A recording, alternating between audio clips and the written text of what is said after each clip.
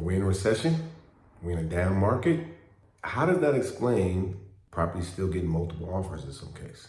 That's a good question, man. I think right now it's April 2023. I'm in Oakland, California, and it is a mixed bag right now. You know, people keep saying that we have a looming recession. I was like, well, I thought we've been in a recession for a while, right? But whether a recession is looming or a recession is coming, who knows, right? What we can say is that we're in a shifting, changing time for sure. In the multifamily market here, we've seen dips in prices where we're struggling to get properties sold. Prices have dipped a little bit. I've seen some buildings get multiple offers.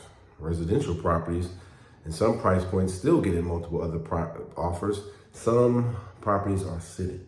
So what I think is that this is a time where we're going to see fundamentals really come back in the real estate market. My name is Steve Peterson with Infinity Investments. We talk about commercial real estate on our YouTube channel, on social media, investment real estate, all things that are pertinent in this space, right? And what I wanted to do this quick video, I just had a meeting with a client, kind of asked me where we at in the market. And, you know, we can look and see that from multifamily price per unit is down slightly. However, it depends, man. It depends, right? Office down, the amount of sales dropped off a cliff. Price per square foot down, retail down. Interestingly, industrial over the last quarter or so, at least in our area, the price per square foot is also down. Industrial property is the strongest of all the food groups. So we're just trying to figure out where we are. I think we're in a recession. People think we're coming into a recession. Some people think there'll never, ever be another recession. So who knows? But it's definitely a mixed bag. It's definitely a changing environment, and we're definitely in a challenging time. Do you agree with that? This is a challenging time, good, bad, or indifferent. I have some clients looking for properties.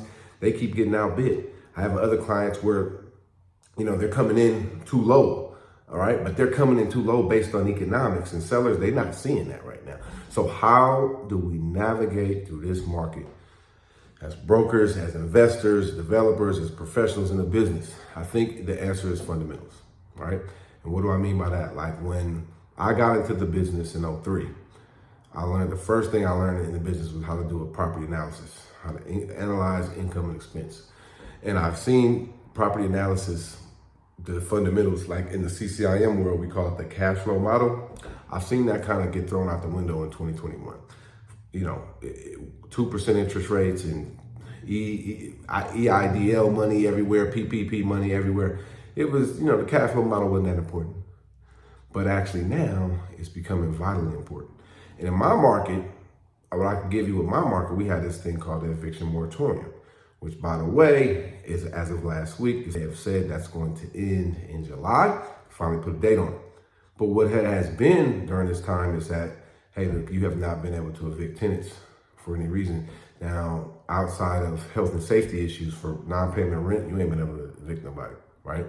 So therefore, properties that have vacant units, where you can choose what tenants you can get to, you can get subsidized tenants, you get full market rate, actually have been selling, whereas properties with below market tenants paying very low rent, which by the way, those tenants tend to pay like clockwork because their rent is extremely low. Those properties have been very difficult to sell. Properties with tenants not paying no rent, or, you know, just saying, hey, landlord, we're living here, but we're not paying. That's been extremely impossible almost to sell, unless it's a cash buyer or unless the lender, you know, really not caring too much about that, which they have been, right? And so underwriting guidelines in the past 5-10 years have been very strict. So that's why I don't think we're in like a crash situation, although who knows what the future holds. I'm gonna just say it, keep it real. I don't know what the future holds when banks start going out of business out of nowhere. But what I can say is that the banks have been tight and they're really tight right now, right? So you can't just walk in there and get a loan on a property. It's got to be really, really good. And I think the disparity that I'm seeing in the market is when properties that have, you know, and also properties that are rent control exempt, they are at a premium right now versus something that is under rent control, depending on what year it was built, right? So depending on the kind of tenants you have in terms of, do you have subsidized tenants like Section 8 tenants? The good thing, in the apartment building business, a lot of times in times past, people have frowned upon Section 8 for one reason or another. I don't, but people have, right? These last couple of years though, Section 8 has been bailing out a lot of landlords. A lot of landlords love it. And brokers, when we're marketing properties, a lot of people are putting that as a positive. We got 3 Section 8 tenants. Why is that? Because Section 8 is paying, right? And in Oakland, they're paying above market rate rents a lot of times, right? So people have their different opinions. Everybody's entitled to their opinion about it, but that money comes on the first like clockwork. And so now all of a sudden, something that was frowned upon generally has been a positive, right? And so we're in this weird period of time. I'm gonna call it a challenging period of time, whether it's a recession, whether it's a down market, whatever, it's definitely a challenging period of time. My solution to it, y'all, is I think we have to operate from fundamentals. I think if you're gonna price a property for sale, you gotta look at what your cash flow is really worth, right?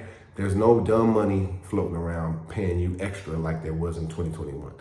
There's no more dumb money out there. It's real money. It's people who are concerned about the economy. So in order to get them to invest, your deal has to be fundamentally sound, meaning that the income and expense, the net operating income is in line with the value relative to the cap rates. And cap rates should be at or above where the going interest rate is. Now the interest rates have popped up. That's put a lot of pressure, and I've got some multifamily lenders right now doing deals at 5.25. I got some doing deals at 6.1. It's all over. But if you're getting a deal as an investor, as a broker representing an investor, we want that cap rate to be higher than the interest rate, all things considered. And when you're listing a property, you should consider that, because a buyer as brokers, we can't wave a magic wand and make a buyer appear to pay you your ideal price if that don't make fundamental economic sense, right? So I think that we got to look to the fundamentals to guide us through this period of time. And I think that's whether the market's up, whether the market's down, whether it's all around. If we focus in on the fundamentals, then we can navigate through this very interesting time, right? I would like to get some feedback from y'all. How do y'all feel about this time, whether it's up, down? I got some people think the sky's falling. I got some people saying, it's not that big a deal. It's all going to turn around. What I would say is it's a challenging time. And if we look to fundamentals, that is a beacon to guide us through the treacherous waters that for surely are here and that come to the future. So hopefully this helps. If it does, throw me a like, subscribe, share, to the next video. Deuces.